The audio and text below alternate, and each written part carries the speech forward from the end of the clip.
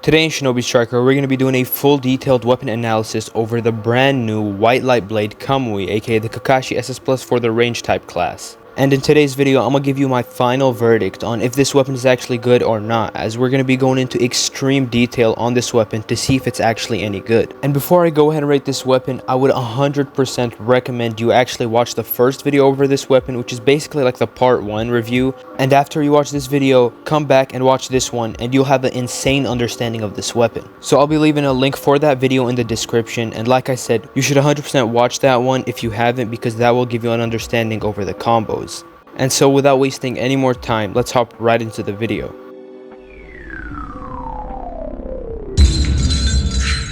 First, we're going to be analyzing the light attacks. The one-time light on the ground. The stun that this combo inflicts on the opponent is a tumble.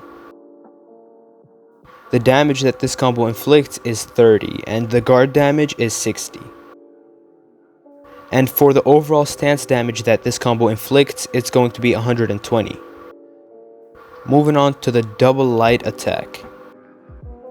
The stun that this combo inflicts on the enemy is once again a tumble. This combo does an overall damage of 40, the first hit dealing 20 and the second hit dealing 20 as well. And for the guard damage, it does the same amount. And for the overall stance damage, it does 60, hit 1 dealing 30 and hit 2 dealing 30 as well. Moving on to the triple light attack on the ground. The stun that this combo inflicts on the enemy is a drop down. The overall damage this combo does is 60, and it's only one hit. The guard damage, however, does 100. And it does 80 stance damage.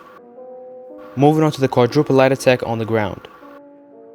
The stun that this combo string inflicts is a hard knock. This combo also does 100 damage and 100 damage to the guard as well. This combo also does 140 stance damage. And for the aerial light attacks, they're exactly the same as the ground ones. Same damage, same guard damage, same stance, same stuns, everything. However, there are two changes, so let's go over them. The first change is with a triple light attack in the air. The stun that this combo inflicts is a long stun, unlike the one on the ground. The second change is with a quadruple light attack in the air. The stun on this combo string is a bound stun, unlike the one on the ground. Now let's go ahead and analyze the heavy attacks. First, we're going to be going over the singular heavy attack. The stun that the heavy attack inflicts is a tumble. It does 50 damage, and it does 50 damage to guards as well. And it does 100 stance damage. Moving on to the heavy attack plus up on your left joystick. The type of stun that this inflicts on the opponent is a drop down. It does 100 damage and 100 damage to guards as well. It also inflicts 150 stance damage. Moving on to the heavy plus left on your joystick. The type of stun that this inflicts is a hard knock.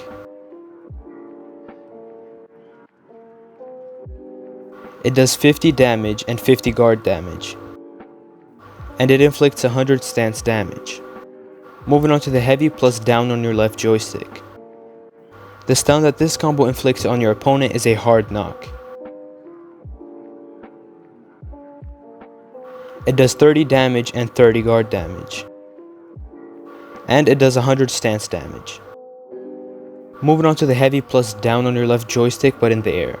Now this combo does not inflict a normal long stun. It does what I like to call a special long stun, basically a special animation. For instance, this one has dogs. The damage inflicted by this combo is 30 and 30 for guards as well. And this does 100 stance damage. Moving on to the heavy plus right on your left joystick. The type of stun that this combo inflicts is a hard knock.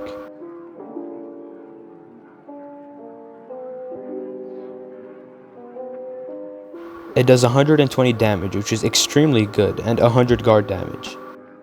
It also inflicts 100 stance damage. Moving on to the heavy plus heavy left. The type of stun that this combo inflicts is a hard knock. It does 100 damage and 150 guard damage, and 150 stance damage. Now, let's go ahead and analyze the combo attacks. First is going to be the light heavy and light heavy. The type of stun that this combo string inflicts is a hard knock. Overall it does 80 damage, hit 1 doing 40 and hit 2 doing 40. For the overall guard damage it does 100, each hit dealing 50. And it does 100 stance damage, each hit doing 50. Moving on to the aerial light heavy and double light heavy. The stun that this combo inflicts is a hard knock.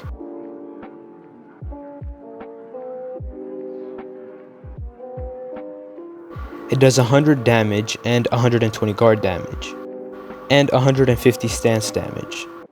Moving on to the triple light heavy in the air and on the ground. The type of stun that this combo string inflicts is a drop down stun.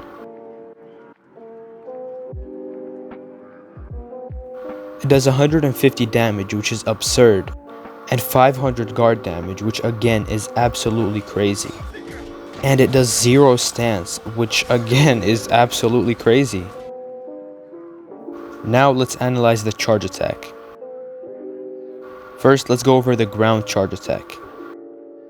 The type of stun that this charge attack inflicts on the ground is a long stun, and in the air it inflicts a drop down. It does 40 damage and 40 guard damage. It also does 40 stance damage. Now we're going to be going over combos that can reset. Reset number 1.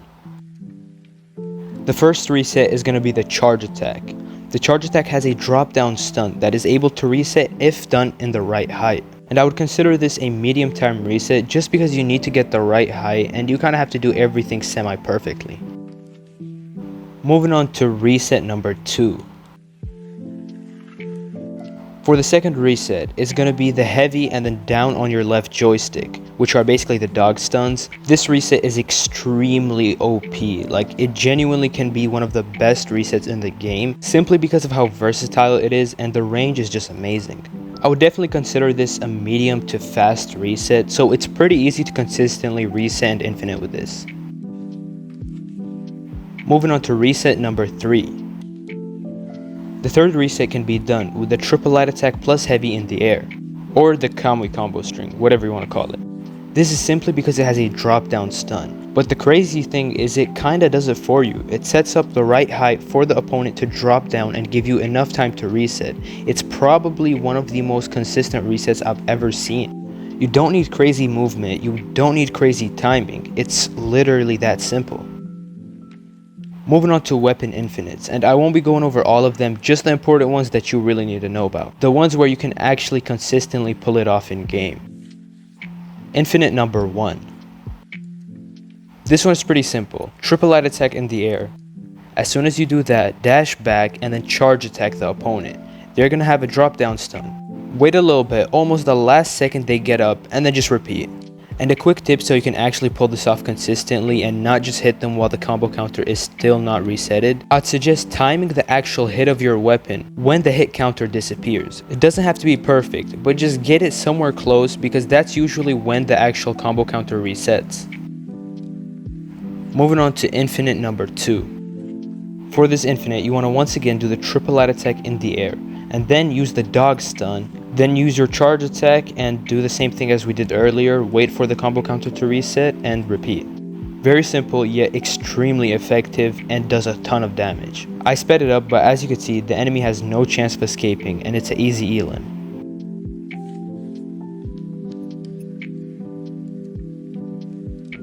Moving on to infinite number 3.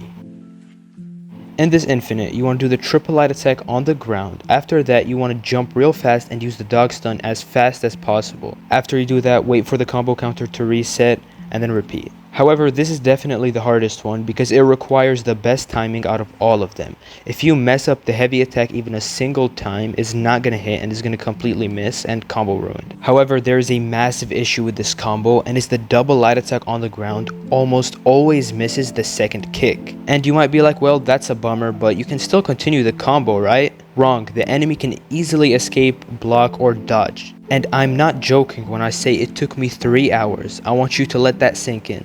3 full hours just to record this combo right here. And keep in mind, I had a friend helping me and was just standing still the whole time. So I want you to imagine that if it's actually somebody that moves and stuff, this combo will never work. But if you think I'm lying, look right here, 3 full hours. I just want you to process how absurd that is. Like, what a shit combo. And it's not because of the connection, because I did it against bots and same bullshit. I'm not even exaggerating, this is how I looked trying to actually do that combo.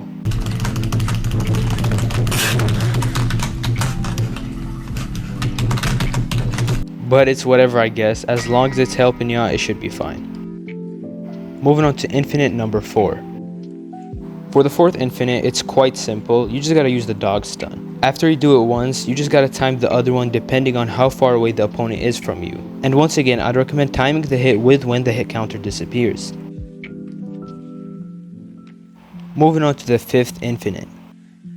For this infinite, you want to hit the opponent with a triple light plus heavy in the air, hitting them with Kamui. This will put them in a drop down stun. After that, just wait a little bit until the combo counter resets and repeat that. And this is probably one of the best infinites in this game. It's extremely easy, and don't get me started on how much damage it does. It's outrageous.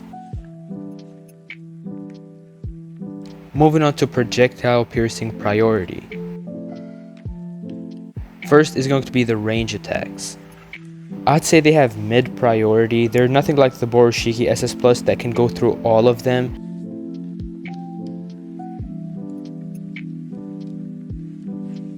Mud wall piercing priority. The mud wall is undoubtedly one of the best things you could do with this weapon. It can literally protect you from any projectile because it's that good. And not to mention that you yourself can shoot through these walls the same moves that it can block by enemies. Weapon overview and my thoughts. I have to admit, this weapon surprised me in today's video. I did not realize that this weapon had all of this, and I'm gonna be honest, it shocked me because I did not expect this weapon to have so much potential. Because after finding out what it can do, this weapon's pros are insane. Probably everything about this weapon is great. The damage, resets, stuns, basically everything. Other than the tracking. The tracking on this weapon genuinely sells it so hard it's unbelievable. I mean, some of the tracking issues quite literally messes up the infinites, either being with the charge attack or the double light attack missing and ruining the combo.